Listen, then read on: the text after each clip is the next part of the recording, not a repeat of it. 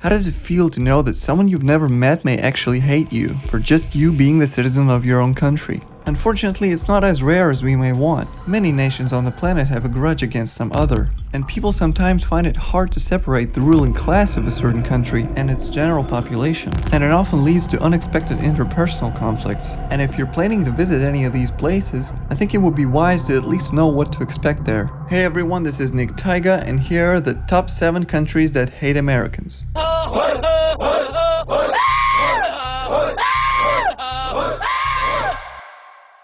Number 7. North Korea. You must have heard about it. You know, an old-style communist dictatorship that has sealed itself off from the world by the Iron Curtain, with a constant humanitarian crisis and a death penalty for distributing South Korean movies. It's ruled by a dynasty of supreme leaders, the Kims.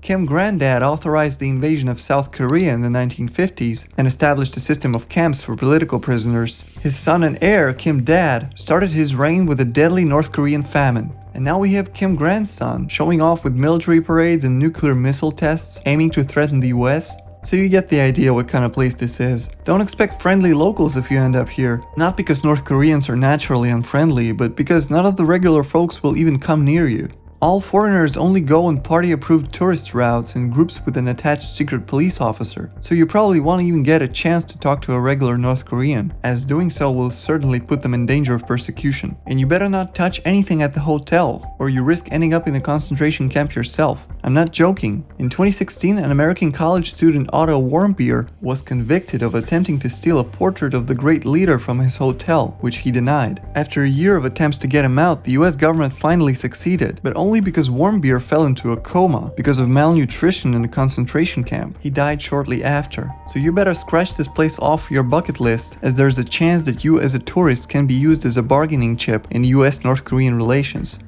광명성 3호 2호기 위성 발사 성공. Number 6. Iran.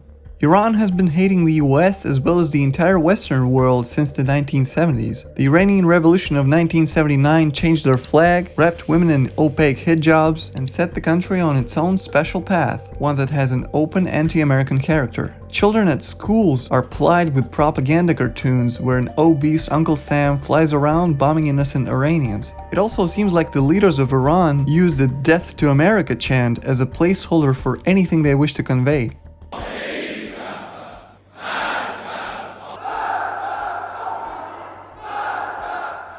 Their army videos often feature soldiers stomping on flags of the USA and Israel. So with an atmosphere like that, it's hard not to think that at least part of the population is not enthusiastic about Americans or other Westerners. Of course, some bloggers and travelers will tell you how locals shake hands with them, smile at the camera, and take pictures together. But that doesn't change the fact that foreigners occasionally become victims of petty street crime, including robberies and bag snatchings, or criminal gang activity if you're near the border with Afghanistan, Iraq, or Pakistan. Because yes, Iran is a dangerous place, but it's surrounded by equally dangerous countries. And to be honest, of course, being one of the world's oldest civilizations, dating back to 3200 BC with a rich history and culture, Iran has many historical sites, too many to visit on a single trip. But if you ask me, all this beauty is simply not worth the risk and inconvenience. For example, foreign bank cards don't work in Iran. No Visa, no MasterCard, not even Western Union or any similar institution due to heavy sanctions imposed on the country.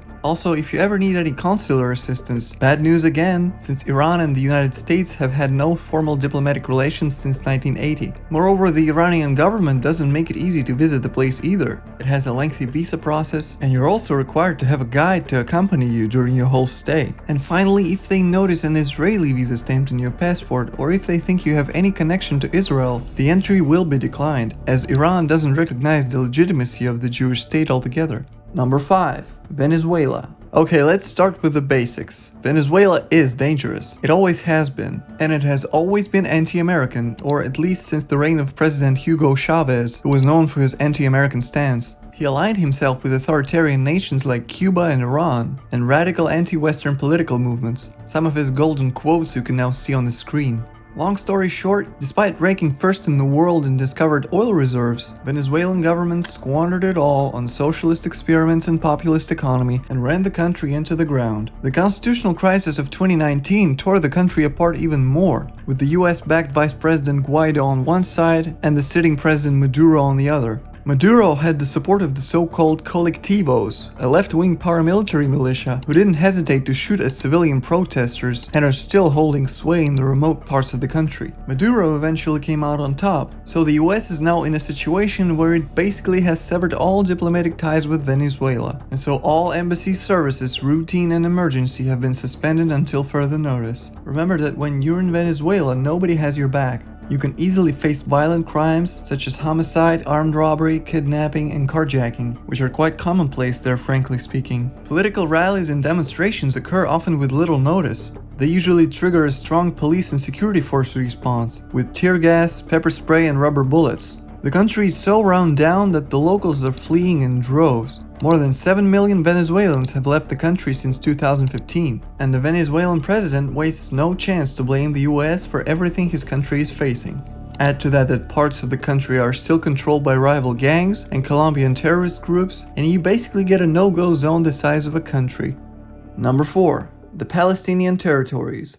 And once again, it's about anti-American hatred. To fully understand what's going on here requires a video of its own. But in short, Palestine and Israel have been hating each other since before anyone watching this was born. There have been 4 major conflicts, all with Israeli victory, which left the other side sore and resentful. One thing that unites all warring factions in the Palestinian territories is their deep hatred towards Israel and by extension, its number one ally, the United States. Especially after Donald Trump recognized Jerusalem as Israel's only capital, while Palestinians still consider East Jerusalem their own territory. The US supports Israel, especially its military, so much that over 70% of annual American aid to Israel has funded military efforts, and it's about $2.5 billion a year. So it's only logical that Palestinians perceive US backing for Israel as the only reason why Israel is even able to survive in the Middle East for more than a day. Muslim fundamentalists often protest, chanting slogans condemning the US for perpetrating massacres and atrocities against people in Iraq and Afghanistan, and that America is the number one enemy of Islam and Muslims.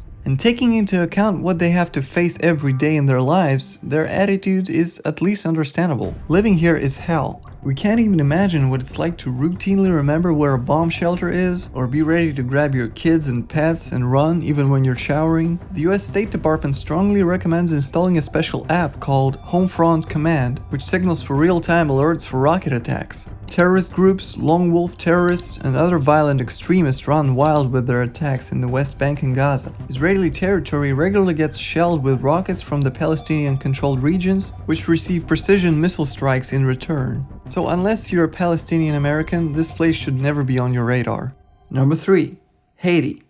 Even if you try, it will be hard to find anything good here, aside from nature maybe. Sanitation and water supply are not just problems, they are challenges. The Haitian government seems to have completely lost control of the entire island. The State Department's warning is clear. Do not travel to Haiti due to crime, civil unrest, and kidnappings. And while Haiti lacks competent teachers and doctors, their kidnappers are pro. They often use sophisticated planning or take advantage of unplanned opportunities. Criminals have nabbed doctors on their way to work, preachers delivering sermons, busloads of people in transit, even police on patrol. Victims' families have paid thousands of dollars in ransom money. Travelers are sometimes followed and violently attacked and robbed shortly after leaving the Port-au-Prince International Airport, as gangs control nearly 40% of the city. While researching all this, I was astonished by how casually these kidnappings take place here, and foreigner victims disturbingly often happen to be Americans. In 2021, Haiti became the center of international crisis, as 17 missionaries and family members, most of them Americans, were taken captive by a gang called 400 Mawozo. Thankfully, all the captives have been freed, but the group's alleged leader is still on the loose. The guy's name is Wilson Joseph, but he's more famous as Lanmo Sanju, which translates "Death has no appointment." Sounds like a guy with a reputation, right?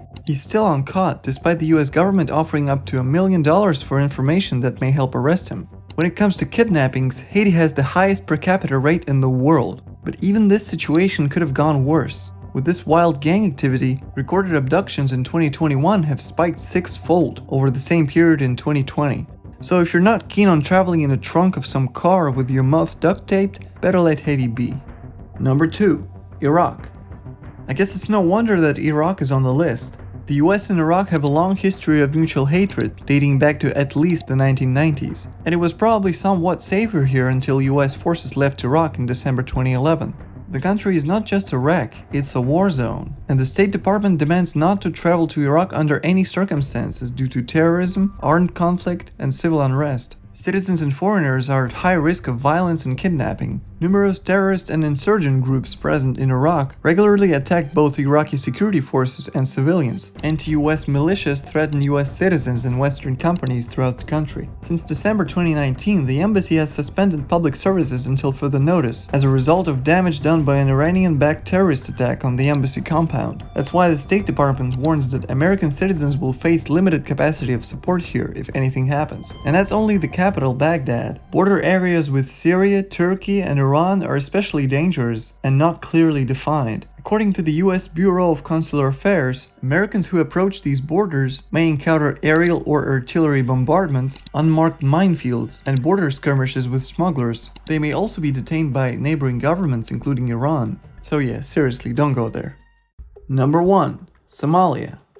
You have definitely heard about this country in East Africa. You know, the most dangerous country in the world? A country where a civil war has been going on since the 1990s? If not, then you've definitely heard about the Somali pirates. And pirates are a real problem here. They are active in the waters off the Horn of Africa, especially in the international waters near Somalia. The country is one of the poorest and most dangerous in the world. The civil war left it divided into 5 territories, many of which are controlled by the Al-Shabaab terrorist group, responsible for plotting kidnappings, bombings, and other attacks. They conduct attacks with little or no warning at all, targeting air and seaports, government buildings, hotels, restaurants, shopping areas, and other places that attract huge crowds, or frequented by Westerners, as well as government, military, and Western aid convoys. Check out this Russian vlogger who went to Somalia. He literally hired himself an armed paramilitary escort to fend off trouble. To find a photograph of a Somali without a firearm is already a miracle. So far, my favorite fact about the country is that recently, the Andalus radio station held a competition for knowledge of Quran among children, and the winner got a Kalashnikov assault rifle and $700.